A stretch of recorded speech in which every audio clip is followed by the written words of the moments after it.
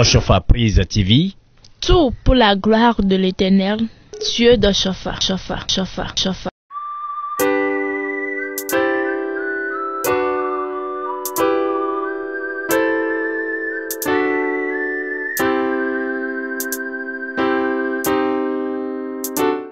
Alléluia.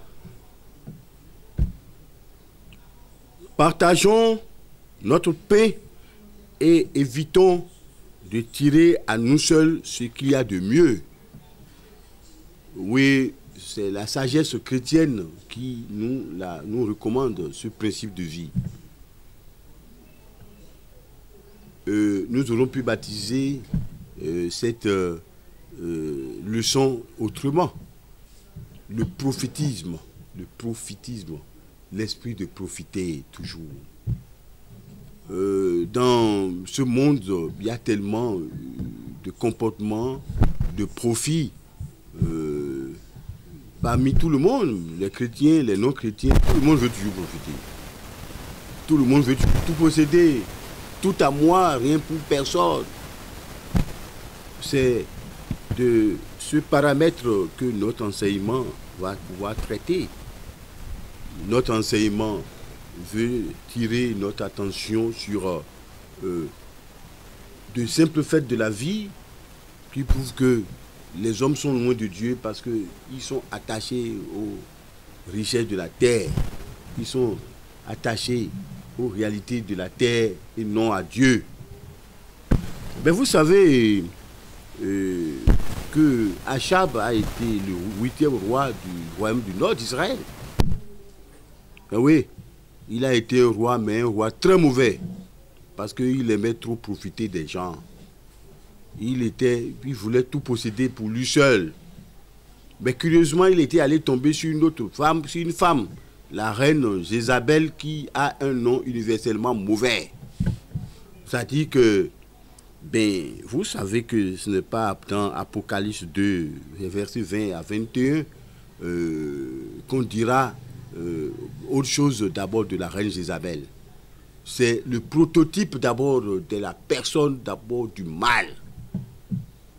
Et oui, Jézabel, c'est elle qui a introduit l'idolâtrie dans le royaume d'Achab. C'est-à-dire que Achab s'est comporté dans le sens d'abord de déposséder les autres. Il y avait eu un simple cas qui est revenu d'abord qui doit revenir dans notre enseignement aujourd'hui.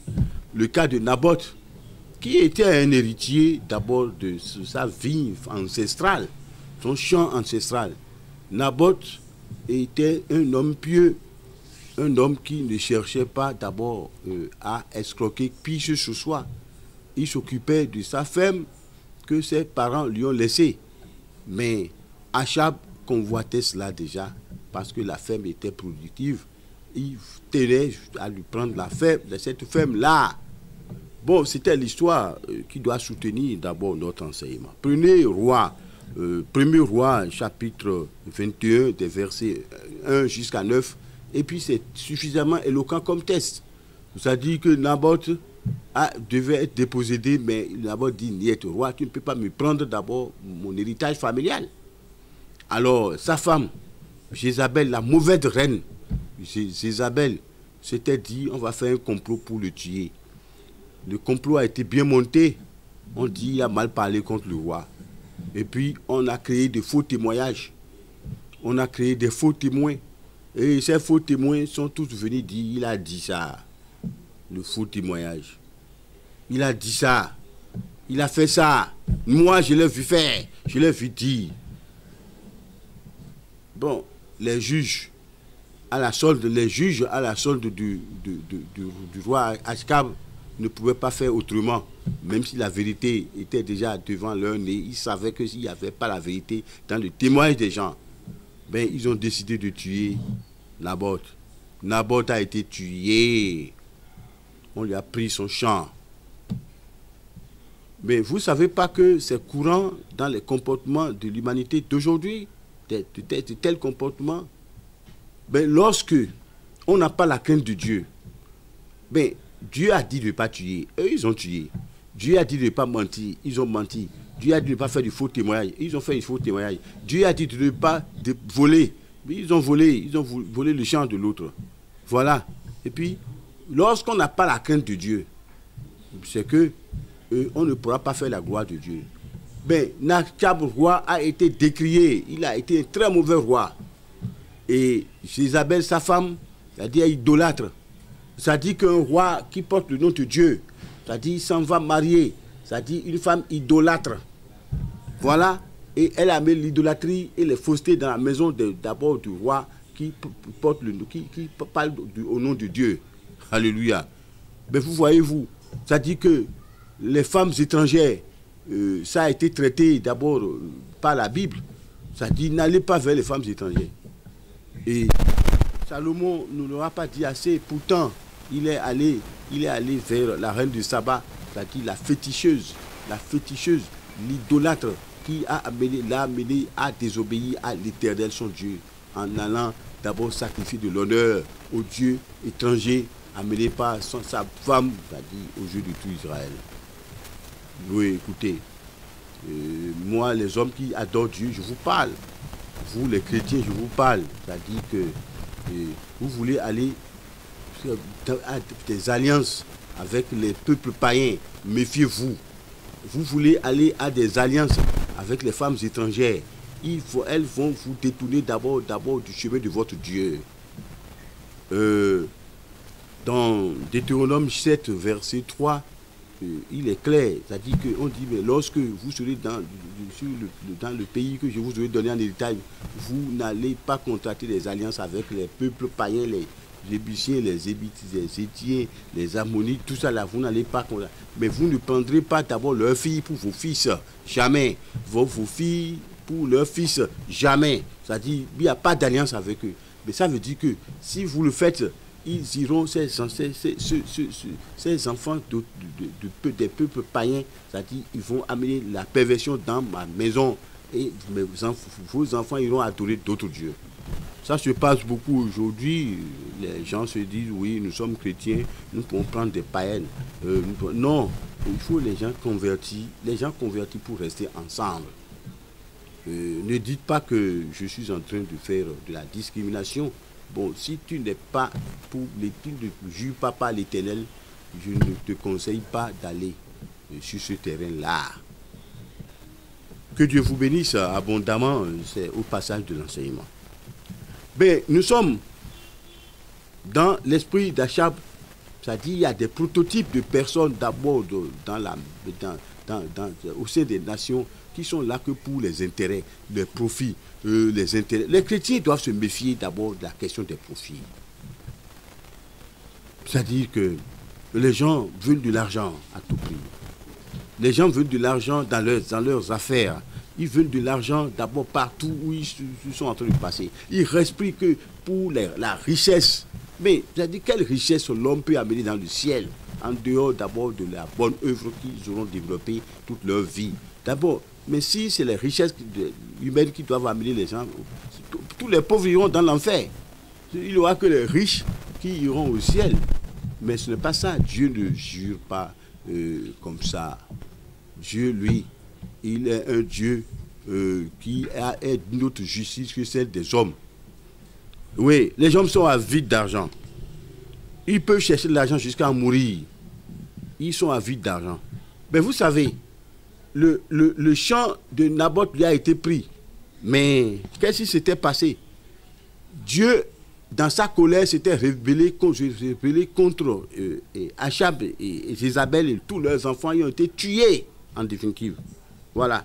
Ils ont perdu le champ. Ils ont perdu toutes les richesses des nations qu'ils ont accumulées, c'est-à-dire sur tout le temps de leur vie, ils ont tout perdu, ils ont été humiliés. Eux, ils ont un mauvais nom, c'est-à-dire jusqu'à l'éternité. Mais c'est-à-dire que je vous ai dit que même à l'Apocalypse, on parle de l'esprit de Jézabel, l'esprit de la cupidité, l'esprit de l'idolâtrie, l'esprit d'abord du paganisme. C'est-à-dire, et puis voilà, ils ont été rôlés pour l'éternité à cause de leur égocentrisme. Mais vous savez, je le disais tantôt, le roi et la reine peuvent punir, tuer Mais là, cela se consacrait dans 1er Roi, chapitre 16, verset 30, plus précisément. C'est-à-dire, de l'autre côté, dans 1er Roi, chapitre 21, verset 25, vous allez voir la colère de Dieu. Mais, dans Habakkuk, on nous dit, c'est-à-dire, malheur à toi qui ravages sans être ravagé, car ta ruine sera soudaine. C'est-à-dire, vous ravagez aujourd'hui. Les profiteurs sont dans la cité aujourd'hui en train de dépouiller le peuple. Les profiteurs sont dans les maisons en train de dépouiller les familles. Les profiteurs sont dans l'église en train de dépouiller les fidèles de l'église. Ben, qui nous souviennent, d'abord dans l'histoire des premières églises, d'abord primitives, apostoliques, c'est-à-dire il y avait la question de l'argent. Mais vous ne savez pas que Judas a trahi Jésus-Christ à cause de l'argent, parce qu'on l'a corrompu de 30 pièces d'argent. Mais vous avez vu comment il est mort finalement, pas remords. Mais la richesse, c'est quoi? Ça n'amène rien, c'est-à-dire ça ne vous conduit sur aucun chemin d'abord de la connaissance de la gloire de Dieu. Les gens, mais la richesse, c'est juste un don de Dieu. Hein. Mais en réalité, l'amour de l'argent, c'est la racine de tous les maux. Comme on le dit dans 1 Timothée, chapitre 6, verset 10, la richesse dont il s'agit, c'est la richesse du cœur. Hein. La véritable richesse, c'est la richesse d'abord du cœur et de l'âme. La richesse véritable, d'abord de celui qui croit en Dieu, là, c'est la richesse dans les bonnes œuvres. La charité. Mais vous savez, l'enseignement doctrinal nous amène dans les écrits de Pierre. Mais 2 Pierre, chapitre 4, verset 8, nous parle. On dit que la charité couvre une multitude de nos péchés. C'est-à-dire que les riches de la terre sont là à végéter d'abord dans l'amour total de l'argent. L'amour d'abord des biens, l'amour des richesses, l'amour des immeubles, l'amour de la grandeur, l'amour même d'abord des grands noms. Ben, ils sont là, ils oublient même que Dieu est le régulateur réel de la richesse et de la vie des gens. Ben, chers amis, chers téléspectateurs, bon, moi, Théophile Tamandao, bon, ce que je vous enseigne, c'est que je vous l'enseigne parce que Dieu m'a permis de le faire. Hein? Parce que la parole de Dieu, c'est une parole tranchante. Et d'abord, je suis en train de blesser vos égos, mais de grâce, moi, je ne peux que vivre comme ça. C'est-à-dire, il faut que je fasse tandis qu'il fait jour les œuvres de celui qui m'a envoyé. Car la nuit vient où personne ne peut travailler, dans Jean 9,4. C'est-à-dire, on nous l'avait dit, Jésus-Christ l'a dit. Mais Jésus-Christ a sermonné. Jésus-Christ est allé dans le temple, les gens vendaient des pigeons, des encens, il faisait des trafics d'argent, il faisait des changes d'argent dans le temple de Dieu. Mais il a tout cassé. Il les a renvoyés. Il a jeté leurs pigeons. Il a jeté leurs pièces d'argent. Il les a chassés du temple de Dieu. Il dit que la maison de mon père n'est pas une caserne de voleurs. Moi, je m'en vais rentrer dans l'église aujourd'hui, dans les églises aujourd'hui. Bon, les églises de profit existent là. C'est-à-dire le rôle d'abord du clergé, ce n'est pas ça ce que je suis en train de voir. Non, le clergé doit paître le troupeau de Dieu tranquillement et vivre d'abord de la main même de Dieu. Ben, nous voulons rêver de mettre en place des grands ministères qui doivent drainer beaucoup de gens, qui vont certainement cotiser beaucoup d'argent, qui vont certainement amener beaucoup de fortune, et pour que les hommes de Dieu puissent vivre au-dessus du peuple. Ne soyez pas scandalisés que moi je parle comme ça. C'est-à-dire Dieu m'aura permis de le dire. Mais ce n'est pas ça, hein, la religion. La religion, d'abord chrétienne, c'est faire la volonté de Dieu, enseigner la volonté de Dieu. C'est-à-dire bâtir d'abord la conscience de l'humanité sur la crainte de l'éternel à travers Jésus-Christ. Et là, c'est que, mais ça ressemble à quelque chose au IIIe siècle.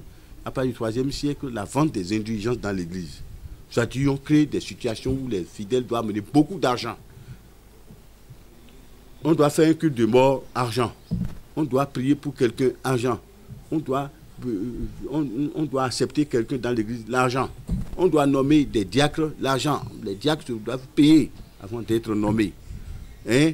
Les surveillants doivent être payés avant d'être nommés. Mais doivent payer à tout le monde avant d'être nommés. Mais pourquoi ça? Pourquoi d'abord l'église de Dieu, les églises de Dieu sont devenues des églises de commerce? Les églises de Dieu sont devenues d'abord des casernes d'abord de profiteurs. Ben non. Et l'amour de l'argent, c'est la racine de tous les maux. Ben, les riches sur la terre, je ne suis pas en train de me dire des riches. Si Dieu vous donne de la richesse, c'est pour que c'est que Dieu rend de vous intendant de ces richesses pour d'abord ça, le nom de ça, le nom d'abord de son ministère, pour la gloire du nom de Dieu. Bon, les riches dans l'église, vous avez votre rôle à jouer. Ben, d'ailleurs, il y a un ministère pour les gens riches dans l'église. C'est le ministère, si vous prenez votre Bible dans 1 Corinthiens 4, 1 Corinthiens 12, à partir du verset 4, les dons spirituels. Et puis, il y a le don de secourir, c'est-à-dire qui est donné aux gens qui ont beaucoup de moyens dans l'église de Dieu, pour secourir d'abord les membres de l'église. Bon, les riches de l'église, ils sont qui aujourd'hui? Qu'est-ce qu'ils font dans l'église?